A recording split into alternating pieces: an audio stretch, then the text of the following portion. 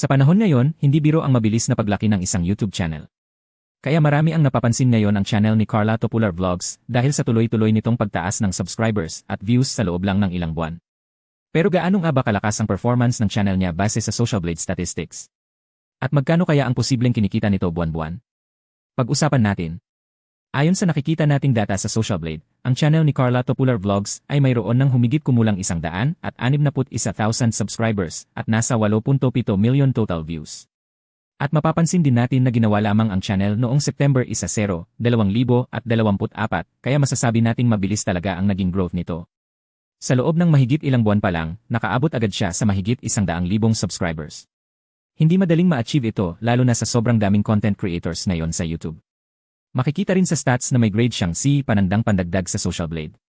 Ibig sabihin nito, maayos ang performance ng channel at may consistent na engagement mula sa viewers. Kapag tinignan naman natin ang recent performance ng channel, makikita na sa loob ng huling 30 araw ay nakakuha siya ng humigit kumulang 9,000 bagong subscribers. Habang umabot naman sa halos 783,000 views ang kanyang channel sa nakaraang isang buwan. At dito pumapasok ang estimated earnings. Ayon sa Social Blade, posibleng kumikita ang channel ng nasa $176 hanggang $3,100 kada buwan.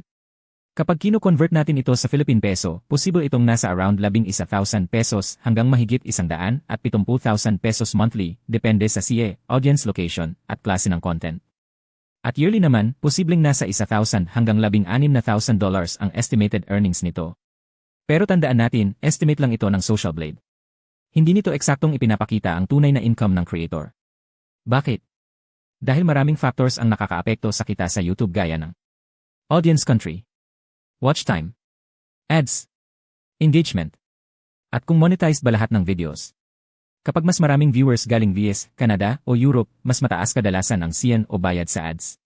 Sa ngayon, masasabi nating maganda ang takbo ng channel ni Carla Topular Vlogs dahil tuloy-tuloy ang pagtaas ng subscribers at views nito.